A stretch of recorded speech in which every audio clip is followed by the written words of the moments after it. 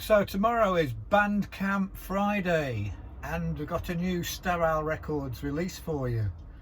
It's not all that new, but it's the first time it's been released. It was actually recorded directly to cassette in Sheffield in 1981.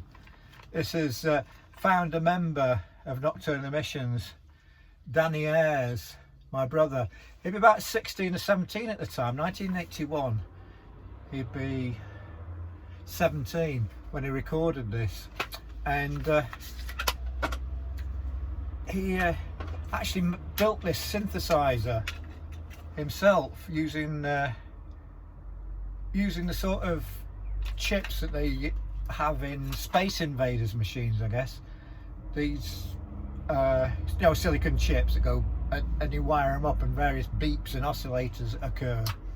So you've got a few of those inside this synth that he built, and it was in a trunk, and it was like probably about as tall as him, and it's got labels on the patch bays and knobs, but like it was very, very much an outside an art piece, really, because he painted it all with enamel paint, this sort of humble enamel paint, and it's all sort of blobby paint, all the little directions and of how to use it, and what oscillator 1, oscillator 2, whatever it was. And also it had a sort of a mind of its own, because he constructed it under these kind of conditions. I mean, this clip here is taken from a video about the early days of climbing in this country, and at the time he was sharing a house with some of the pioneer climbers, I guess.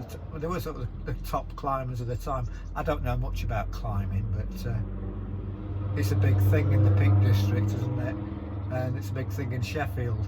So he lived in this climbing house, and this picture's of him collapsed unconscious in this pile of refuse, really, on their sitting room floor.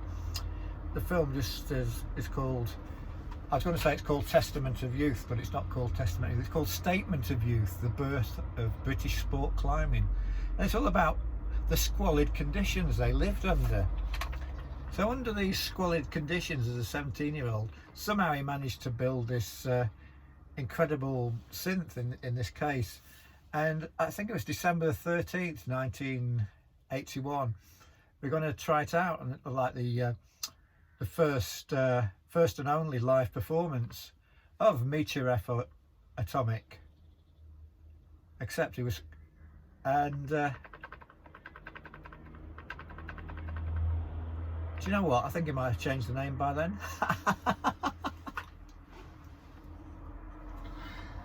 Well, he brought this synth down to London anyway, and it was like this huge great suitcase. Do you know what, I think he did it under a different name. But we did this, we had this gig fixed up, and it was, all these very young keen industrial people who were slightly clueless, really. There was us, Nocturnal Emissions, and there was Lustmord, and this would have been his first ever gig in London. And there was Jeff Rushton, later known as John Unbalance of Coil, this cult band. But he wasn't a cult then, he was straight out of school. So that was going to be his first performance. God knows what he would have done. He'd be slicing himself up and pooing into, I don't know, milk bottles or something. And we were doing our Nocturnal Emissions act, and Danny'd hitched down with this, actually hitched with this trunk. And it was sort of strapped to him with a pair of old jeans. But the gig didn't happen because the PA didn't turn up. There was a sort of a bit of snow in London, and the gig didn't happen. So we all sort of sat around twiddling our thumbs. But 40 years later, isn't it? Yeah, here's the Meteor Atomic tape, which was never actually released.